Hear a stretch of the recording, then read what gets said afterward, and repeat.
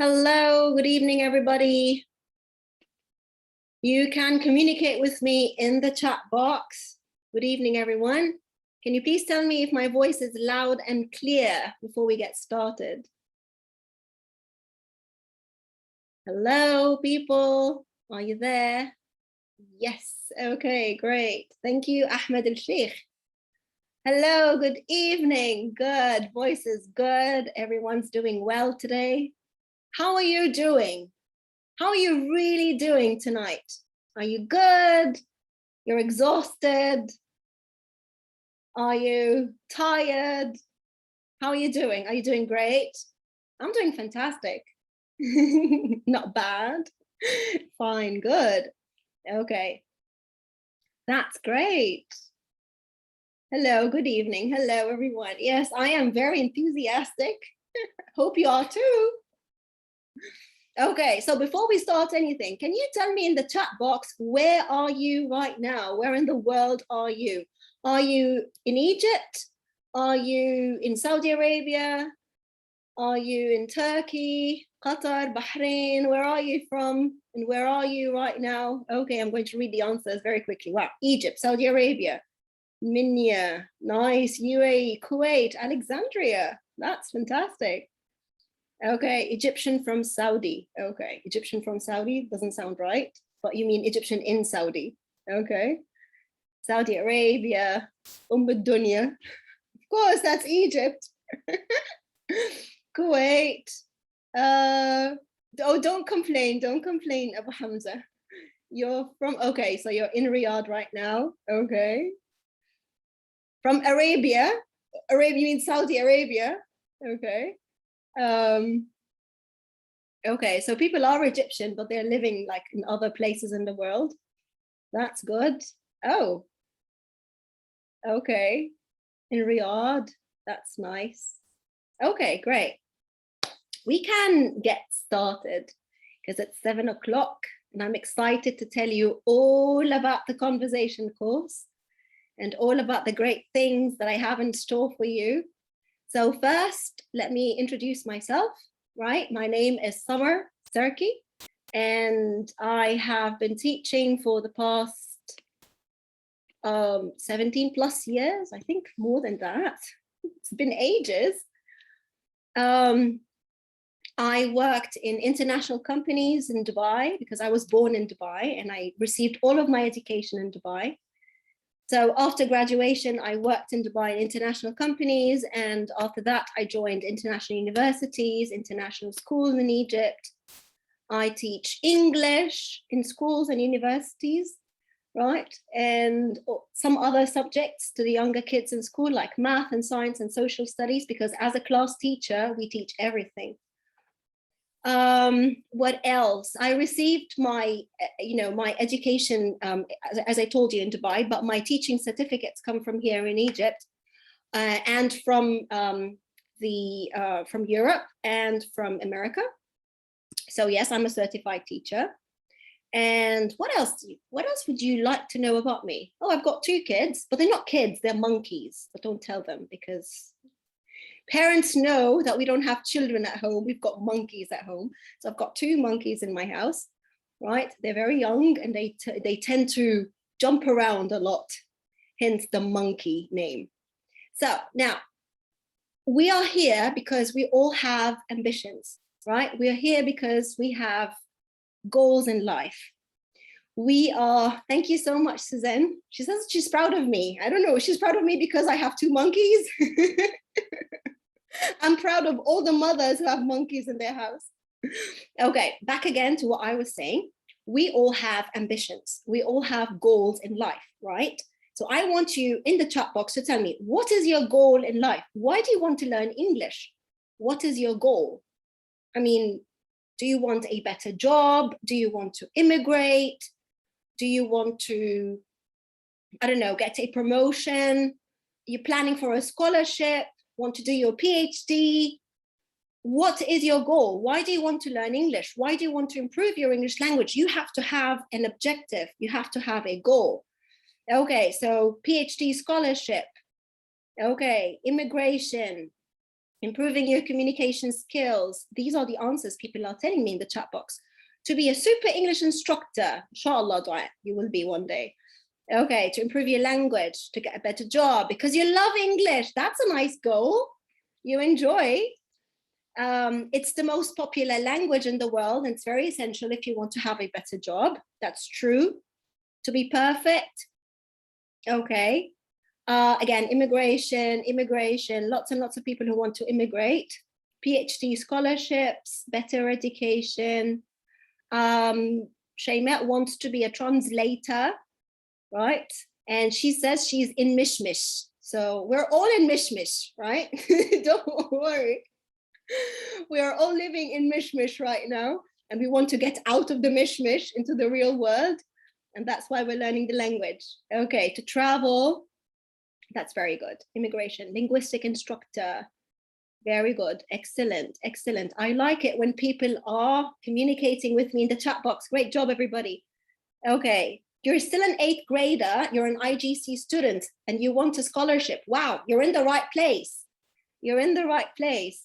To be an English teacher, of course, you have to have good communication skills and English language skills if you want to be an English teacher.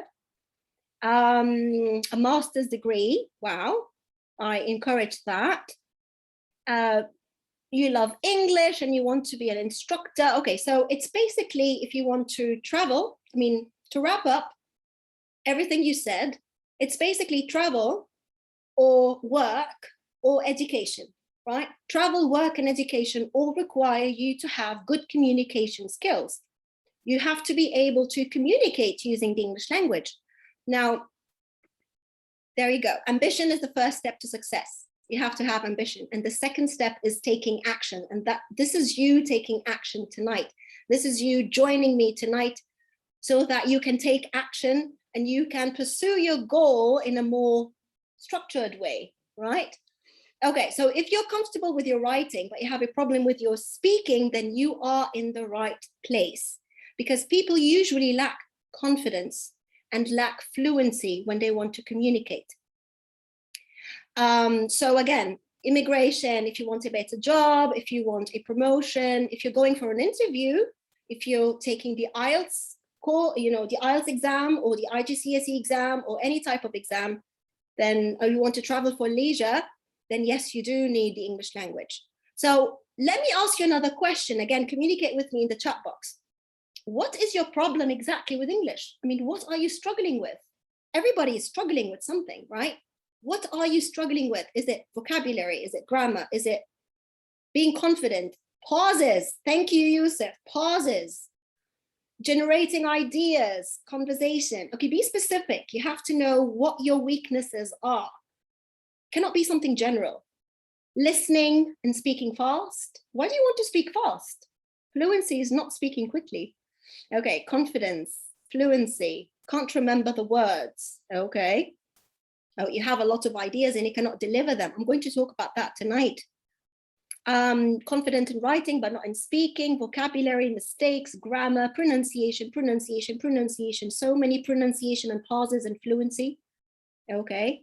Lots of grammar and problems with confidence and being unable to express yourself. You cannot find the words to express yourself. Yes. Okay. Accent. Nice. Okay, you want to learn an accent, that's your problem. Speaking accurately, yes, of course, that's very important, and it could be one of your weaknesses. Speaking is a major problem. Yes, it is, because it's very different from writing. Speaking usually requires so many senses. You're trying to balance so many things at the same time. You're balancing grammar, vocabulary, ideas, pronunciation. You're balancing everything at the same time. And it can be very overwhelming and it can be very confusing at times. And sometimes it's very difficult to understand native speakers and to speak like native speakers because we're struggling ourselves. Okay, yes, fluency and speaking is a problem. Okay, so what I'm going to share with you, and I want you all to pay attention, right? This is a checklist. This is what I call the success checklist. I created this, and this is what I am structuring my course around, right? Now, I'm going to explain to you the main issue with each and every area in my checklist. Now, if you have a paper and pen, you can write down the things I'm going to tell you right now. Now, vocabulary. The problem with vocabulary is this, and listen carefully, right? Forget about the chat box, stop writing, just focus. The problem with vocabulary, yes, you can take a screenshot if you want to. The problem with vocabulary is this. You know so many words, but when you are speaking, you can't remember any of the words. Am I right? I mean, you can understand when people are talking. You can watch a movie and understand everything that's being said in the movie. You can even read an article and understand like 80%. However, when you are speaking, you cannot remember any of the words. And you feel like you're searching for the words inside your head, looking for the right vocabulary so that you can express yourself. Am I right or wrong? Am I right? People are telling me yes in the chat box. Am I right? Isn't that the problem with vocabulary? You're learning so many words, you just can't remember them, right? You've learned so many words and you still can't remember them. I'll tell you what the problem is. Listen, I'll tell you what the problem is. The problem is that your brain is divided into two parts. Now listen to this. Your brain is divided into two parts. One part is passive and the other part is active, right? Now, inside your passive brain is all the words you know.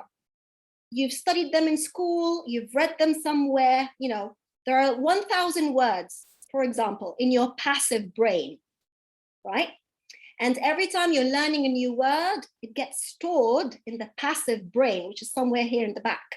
Your passive brain has all of the information, sleeping vocabulary, I like to call it. The other part of your brain is your active brain, which is your short-term memory. It's over here, right? And inside your active brain is only the words that you use regularly. So let's say there are 100 words out of the 1,000 words that you use regularly. Now, these are stored in your active brain, which is why when you're speaking, you only use 100 words. However, when you're watching something, when you're reading something, when you're listening to someone, you're clicking all of the words in your passive brain. You can recognize them. However, they're not in your active brain, so you cannot use them. So out of the 1,000 words, only 100 words are in your active brain. And what I want you to pay attention to is, instead of learning new vocabulary, stop learning new vocabulary if you can, and try to change the passive words into active words. That's the first thing you should do. I mean, try to shift everything from your passive to your active. Yes, 1, 2, 3. Yes, you can communicate with the coordinator. She's with us, right? So don't worry, you are going to be taking the course. Let me just explain to you the problems we're solving in the course. So again, changing passive into active is the main aim in my course. I do give people the opportunity to just speak, just talk, because the aim, the objective, is to shift the 1,000 words that you know, sleeping in the passive, move them to the active, so that when you are talking, you can easily find the vocabulary words that you're looking for. You don't have to translate, right? Now, we are pausing to think about words because the words are in the passive brain. However, if the words are in the active brain, yes, you have to wake them up. They are sleeping in the back. You have to really wake them up and shift them and move them to your active brain. And this comes by practice. Practice, practice, practice, practice, practicing speaking, sometimes with feedback and sometimes without feedback, because the aim is to move vocabulary from the passive to the active, right? So that's number one. That's the first problem. vocabulary. And along with vocabulary comes idioms and proverbs, right? What is the difference between idioms and proverbs? If you've listened to my live Facebook post that we did yesterday, right, when I was talking about how native speakers use advanced vocabulary, they use phrasal verbs, they use idioms and proverbs, right? And the sentence that I used was, her actions push my buttons, right? If you can remember, her actions push my buttons. Push my buttons is an idiom. How do I know it's an idiom? Very simple. Can I translate it from English to Arabic? Her actions push my buttons. Her actions بتدوس على الزرار. زرار إيه? It doesn't make any sense, right? If you cannot translate it, then it's an idiom. Keep that in mind. A phrase that cannot be translated from one language to the other is an idiom, right? You cannot translate it. So push my buttons means makes me angry, provoke me. However, proverbs, on the other hand, when I said, her actions are the last straw that broke the camel's back, the last straw that broke the camel's back. What is that in Arabic? The last straw that broke the camel's back. القشة التي قسمت ظهر البعير. Oh, I can translate it to Arabic. Therefore, it's a proverb, right? A proverb is a moral of a story.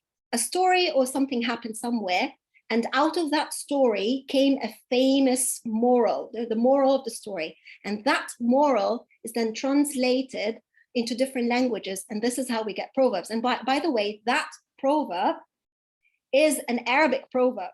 Al-Qasha allati qasamat dhahr al-ba'ir is actually Arabic. It comes from an Arabic story. And it was then translated into English. And then English people in the mid-1800s started using it. So again, you should, while you are learning vocabulary, you should always try to experiment with phrasal verbs, idioms, and proverbs, because a fluent speaker is a person who can easily express themselves using vocabulary, synonyms, advanced words, synonyms to that vocabulary, phrasal verbs that have the same meaning, idioms that have the same meaning, and proverbs that express the same meaning, right?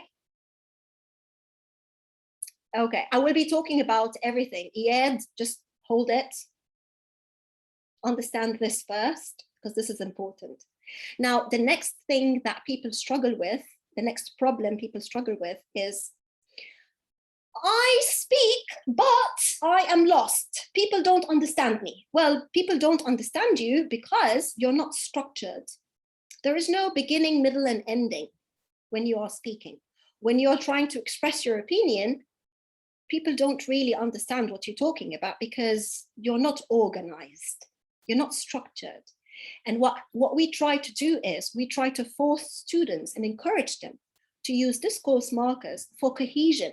Right? You have to have those words, those connectors. Like what? Who can give me examples of connectors in the chat box? Like what? Let me give you, like the word however, that's a connector.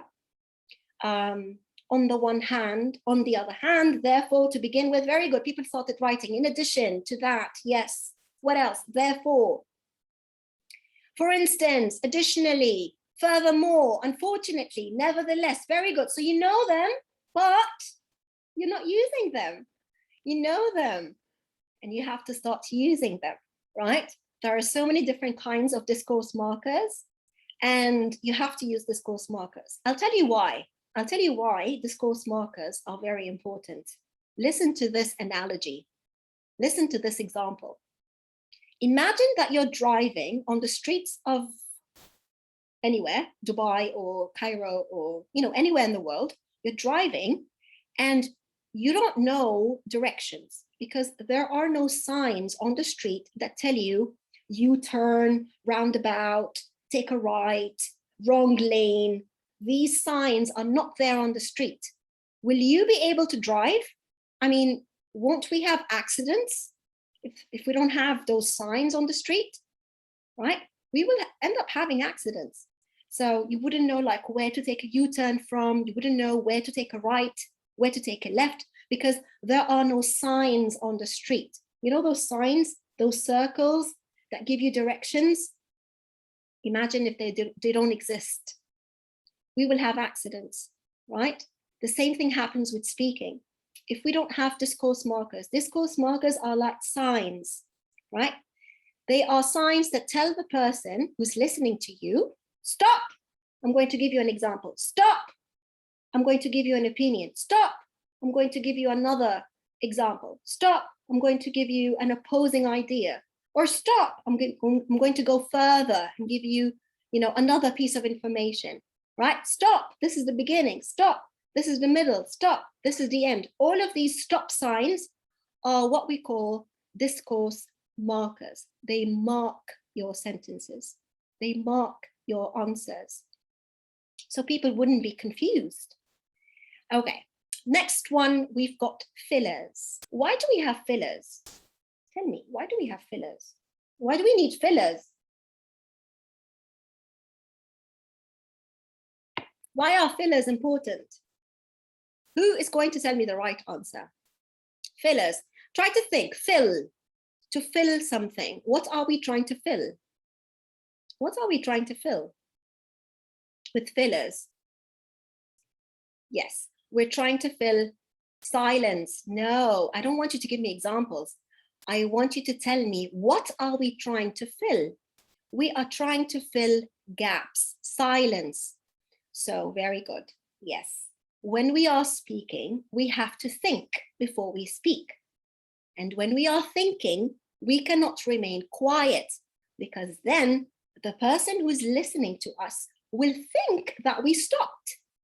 We want to tell them that, no, hold on, I'm not done speaking yet. I'm still thinking. So this is when you have to use fillers. And the very famous fillers are, these are famous fillers, right? Well, actually, basically, so we're stretching the words, right? Like, so all of these fillers. Ali Muhammad is requesting remote control for my screen. I don't understand why. I declined you twice and you're still insisting. Okay. It might be my mistake. It might be my mistake. It's okay. So no, Zaina, it doesn't. But we can request, a special one from the coordinator when you're done, Zaina. Yeah, let me think about it. So when you are cueing to the person who's listening to you, that you're not done speaking and you're still thinking, that's when you should use fillers. So fillers are very important, very, very important. And are not the only fillers. There are so many other fillers that we're going to be learning together. Now, good structure, again, coherence. There are techniques to answer questions. There are different types of questions. There are different techniques to answer different types of questions. And you, as a person who speaks English, you should know all of these different techniques. And these are the things that we work on. Ideas. I keep telling my students, you know what your problem is with ideas? You know what your real problem is with ideas? Is that all the knowledge that you know, all the knowledge inside your head is in Arabic. It's not in English. That's your problem with ideas. When people tell me, I cannot generate ideas, I am not able to, talk about this subject because I have no idea about, because you learned it in Arabic. I mean, let's be realistic. You learned math and science and geography and history in Arabic. You even learned English in Arabic, I think, in school, right? You learned everything in Arabic. Therefore, all of the knowledge that's inside your head is actually in Arabic. So what you should do is you should try to enrich, right? Enrich your knowledge in English by reading, by listening, by being curious, by going online, exploring on YouTube, learn about the water cycle, learn about volcanoes, learn about earthquakes, learn about all of the things that you know about in Arabic, but learn about it in English. If it's something you know in Arabic, then you should know it in English. If you know about diseases in Arabic, then you should know about diseases in English. If you know about football in Arabic and everything to do with football, then you should know about football in English and everything concerning football. So every time you find yourself free, instead of going online, scrolling on Facebook, doing nothing all evening, all morning,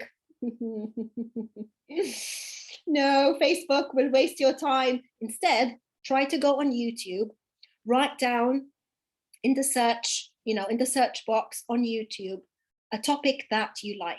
Maybe you like something to do with cooking, or you like sports, or you like cars, and try to watch videos in English so that you can enrich your knowledge in English.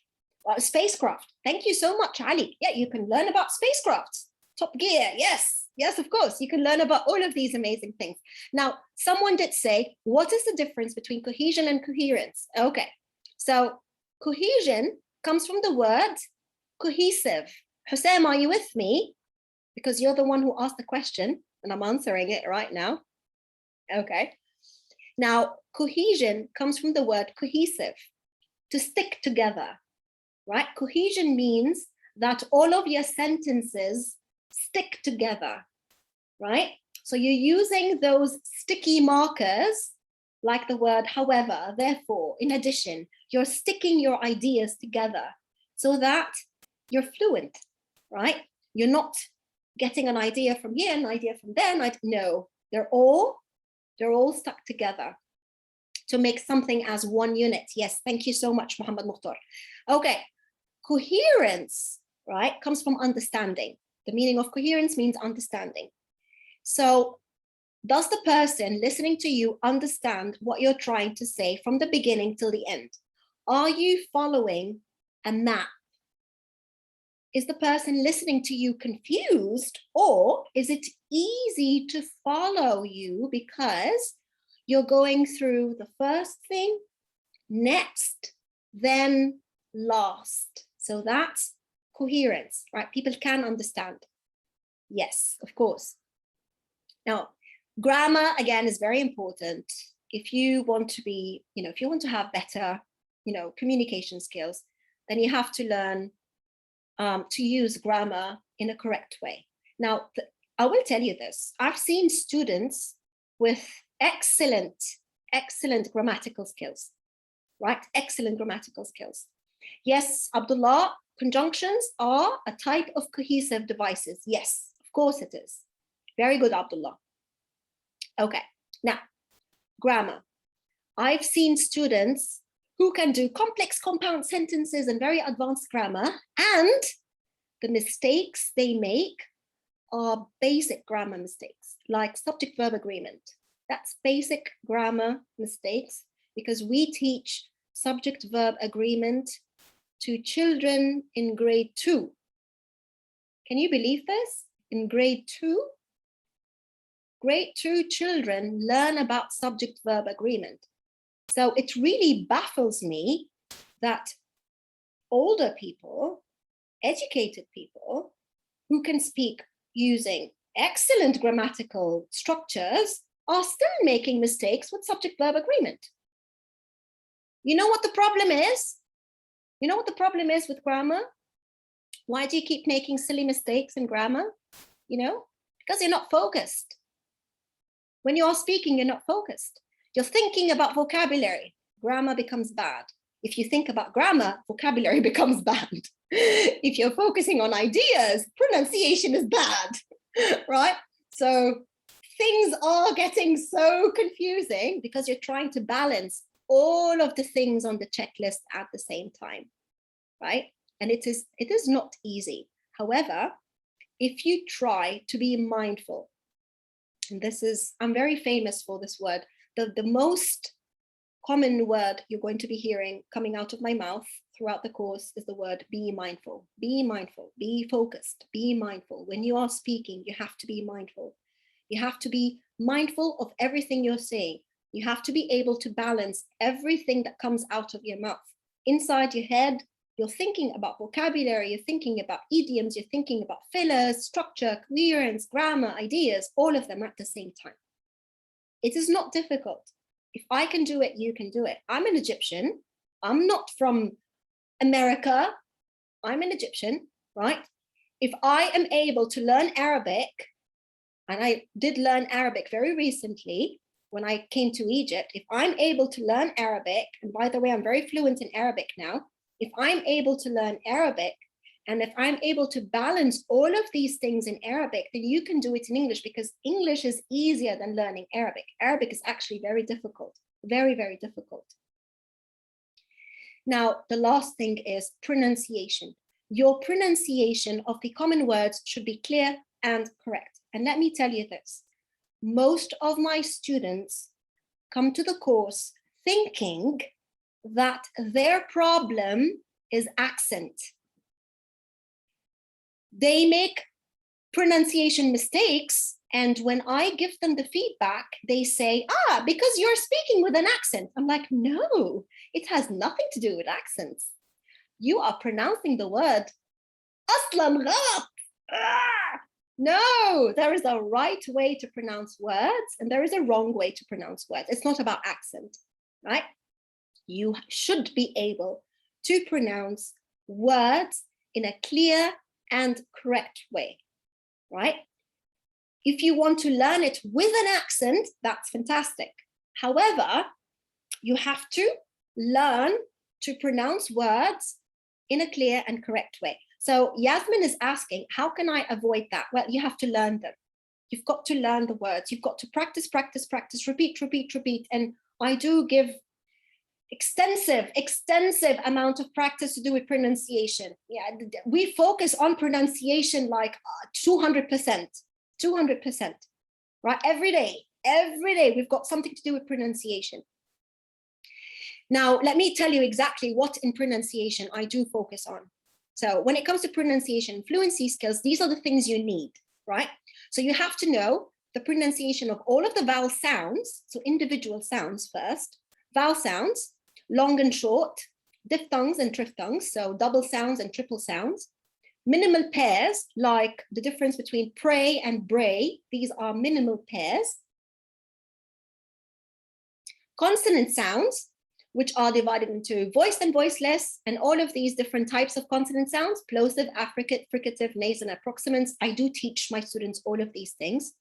Schwa, the most common sound in the English language is schwa.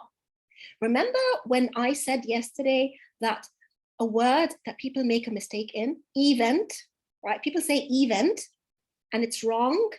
The mistake is a schwa sound. It's event, because the E in the beginning is not E, it's a schwa, event, right? So we're going to learn about schwa. We're also going to learn about syllables. Syllables, words are divided into syllables, which syllable to stress, word stress, sentence stress and emphasis, how to send a message through, intonation, so you can have better speaking and presentation skills, connected speech. If you are a person that has pauses, a lot of pauses between each and every word, you speak like this. I want to go. These are there because you don't know how to connect your speech. You don't know the rules. Now, all of these pronunciation bits have rules. There are techniques to learn them. There are rules that we need to follow. There are things that we have to learn. And there are mistakes that we have to erase and then put down, put in the new system. So what we try to do is we remove the old system and put in the new system. Yes. Well, fillers, yes, of course you can use fillers, but you cannot use fillers between each and every word, right? It doesn't make sense.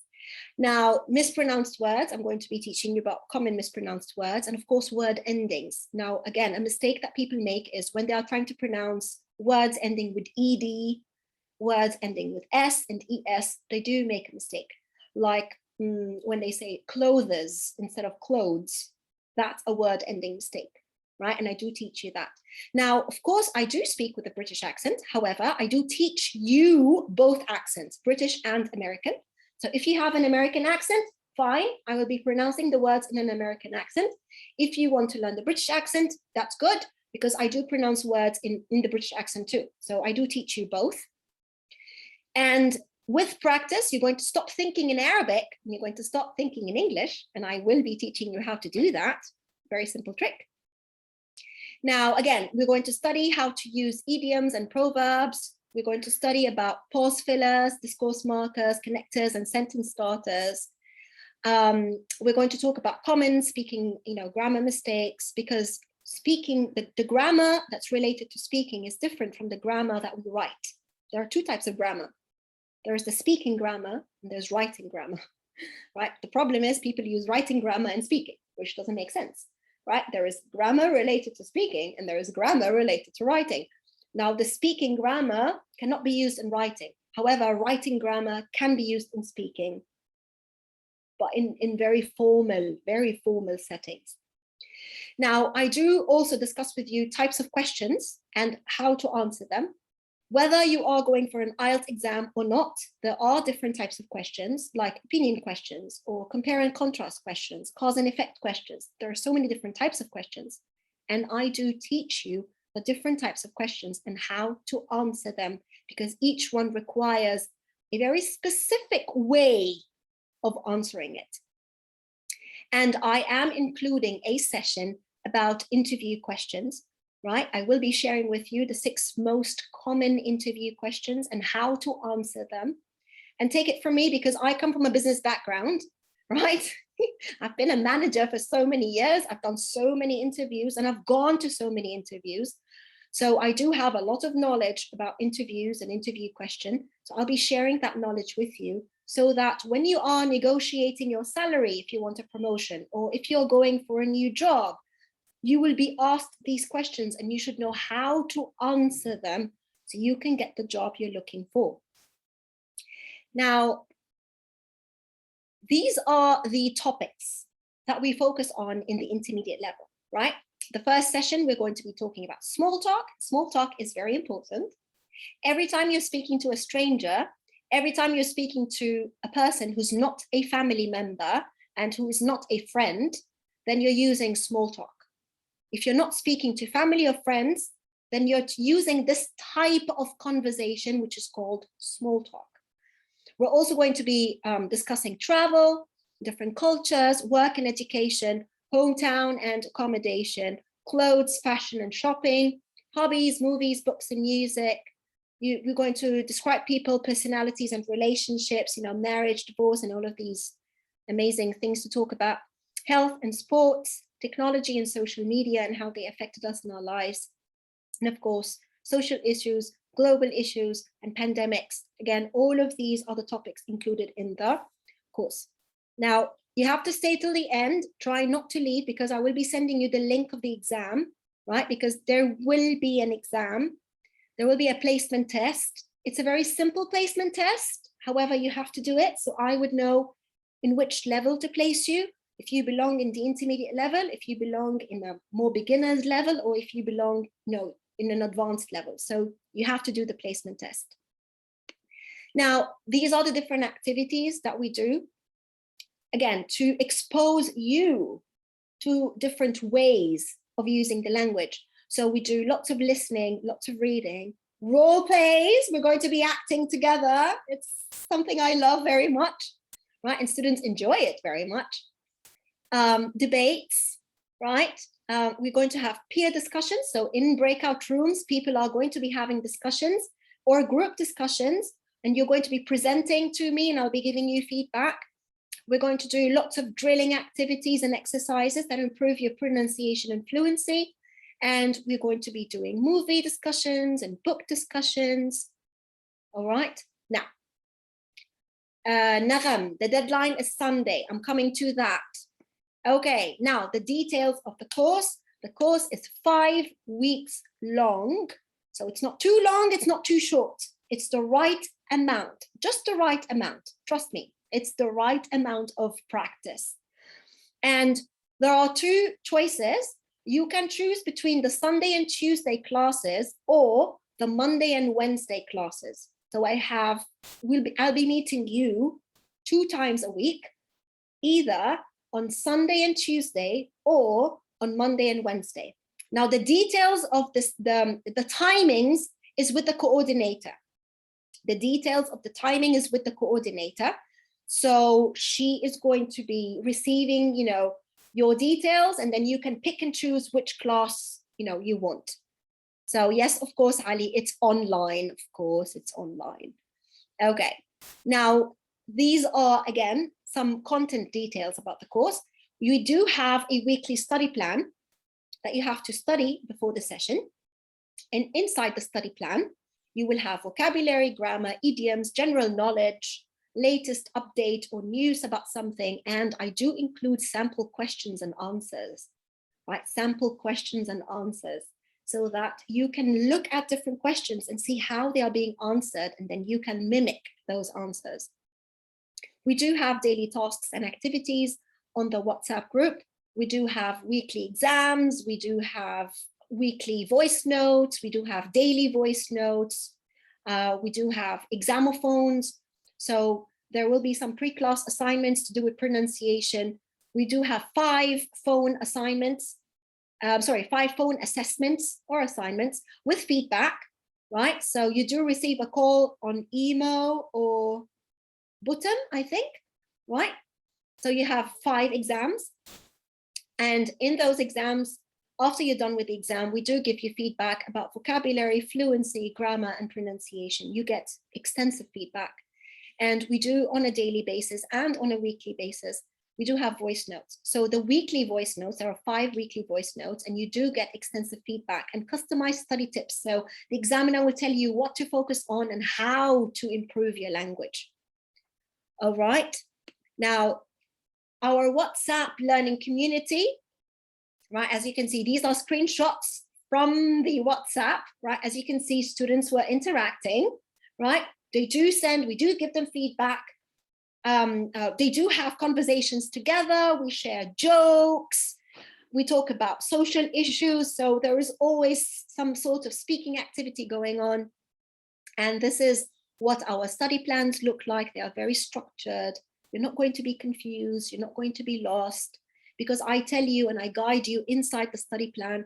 You have to do this, and then you do this, step 1, step 2, step 3. So it's very, very structured. And remember, practicing and receiving feedback is what will help you improve your confidence and your fluency. And of course, we do that all in a very safe environment, very safe environment. You will not find anyone on my team, mocking you or belittling what you're saying or making fun of you. No one does that, right? It's a very safe environment. We encourage people to make mistakes because we learn when we make mistakes, right? A person who doesn't make mistakes is a person who doesn't learn anything. So you have to make mistakes so you can learn. Now, this is the schedule. I'm almost done. Okay, this is our schedule. So today is the orientation session. Okay, the placement test deadline, for the people who are asking me, the placement test deadline is Sunday, the 9th of January, which is day after tomorrow. That's the deadline for the placement test. It's a very easy placement test, very, very easy. The number inside the placement test is my number. So you're going to be recording it and sending it to me, and I will be assessing you, not anyone else, right? I am the one teaching you, so I'm the one assessing you.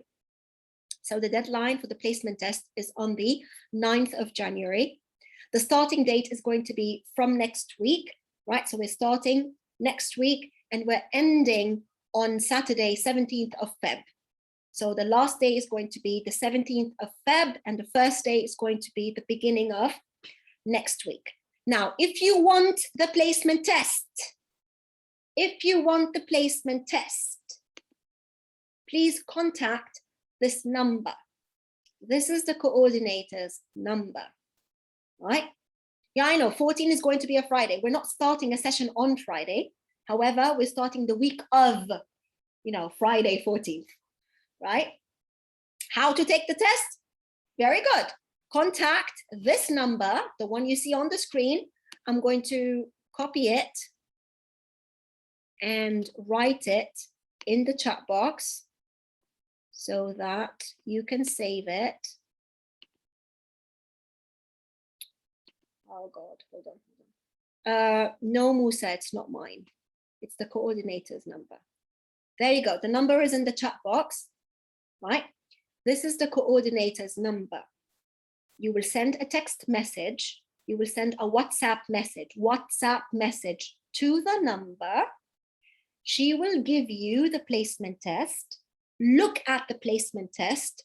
Read the placement test. Let me show you the placement test. I mean, that's even better. Let me show you what the placement test looks like. Hold on.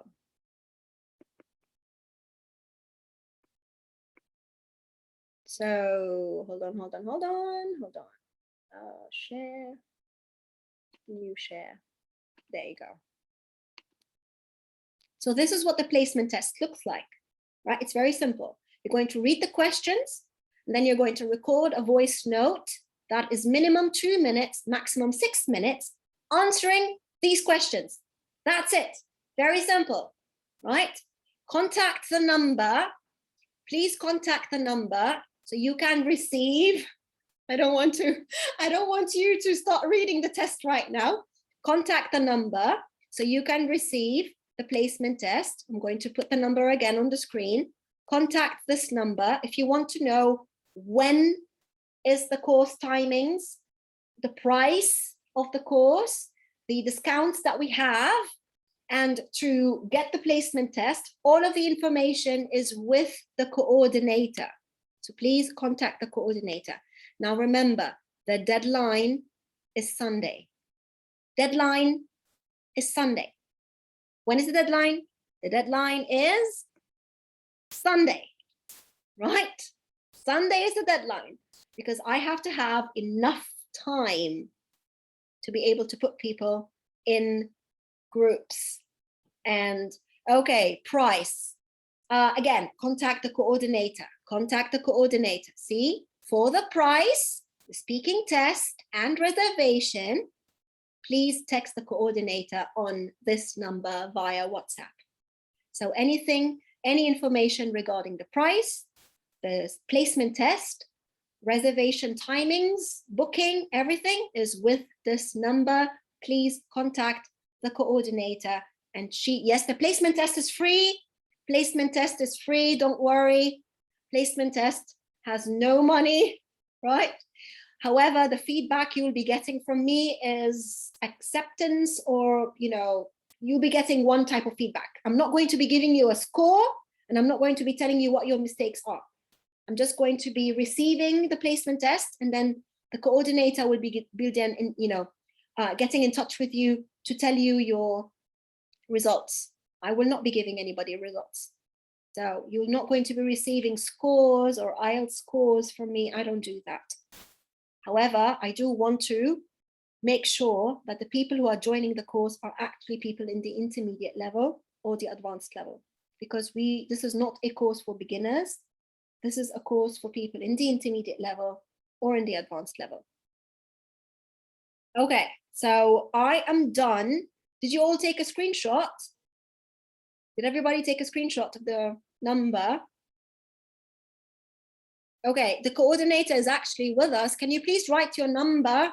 Coordinator, can you write your number, please? Okay, hold on. Everyone in the meeting. This is the number. I put the number again in the chat box. Okay, now this was recorded so that people can watch it again if there is something you want to, go back to. If you want to receive a recording, today's recording, you will find it with the coordinator. So if you get in touch with the coordinator, just ask her, where is the recording of the orientation session? Because I want to see it again. She will send it to you. All right. Yes, because we are the same team. Dr. Muhammad Ali, Dr. Muhammad Khalil and me, we are on the same team. So it's the same coordinator, of course. Okay, thank you so much, Nermeen. Okay, thank you, everyone. Thank you all. I appreciate your presence tonight. Have a fantastic evening, everybody. And I will see you in the class very soon. Remember, we're starting next week. This deadline is Sunday. So hurry up and send your placement tests so that you can receive your, so you can receive the answer, and then you can move on to pay, register, choose the timing you like, and then I'll see you in the class next week, inshallah. Thank you all. Have a fantastic evening, everybody. Take care and goodbye.